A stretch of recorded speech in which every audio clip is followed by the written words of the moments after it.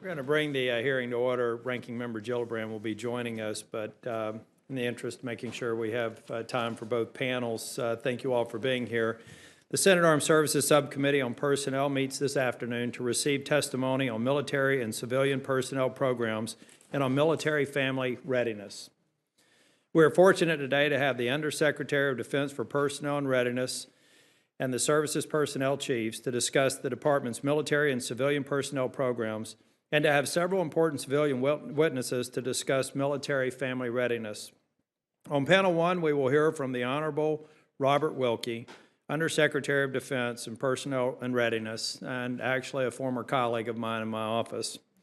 Lieutenant General Thomas Siemens, Deputy Army Chief of Staff, Vice Admiral Robert Burke, the Chief of Naval Personnel, Deputy Chief of Naval Operations for Manpower Personnel Training and Education.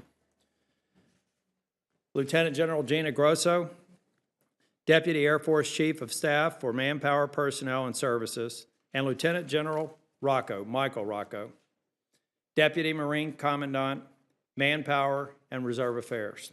Thank you all for being here. I'll introduce the second panel during the transition. The recently released National Defense Strategy correctly states the creativity and talent of the American warfighter is our military's greatest enduring strength. Therefore, the topics this subcommittee will discuss today are vital to the health and effectiveness of our all-volunteer force. As the nation faces an increasingly complex global security environment, our military's personnel programs and policies must build on an agile and adaptable force capable of responding to the uncertain threats we face. A high-quality military and civilian workforce must appeal to this nation's best and brightest young people, provide greater stability and flexibility to service members in their professional and personal lives, and provide compensation commensurate with the level of responsibility inherent to a military career.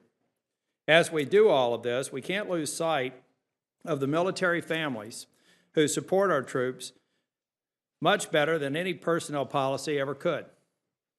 Military families confront unique stressors and challenges which must be considered in any discussion of military personnel management. The Congress needs to understand military families' concerns and work diligently to ensure that the Department of Defense provides the support and the services families need. The readiness of our armed forces and ultimately our nation's security depends on it, because if the Defense Department fails to support military families, our volunteer service members will simply walk away. Finally, I look forward to hearing from Secretary Wilkie and the personnel chiefs about their efforts to improve recruitment and retention of military and civilian personnel, to improve military personnel and family readiness, to prevent sexual assault and harassment, to reduce service member and family suicides, to combat domestic violence and child abuse, and to enhance child care services, and finally to improve employment opportunities for military spouses. I hope the civilian witnesses on panel 2 will describe the challenges faced by military families and give us good ideas about how we can improve family readiness. I want to thank all the witnesses for being here today, and I look forward to hearing your testimony. I want to especially thank Senator Ernst. She's a frequent attender of subcommittees. I know she's got a lot of subcommittees today. She's bouncing in and out. And Senator Ernst, I would offer time for you to make any opening comment.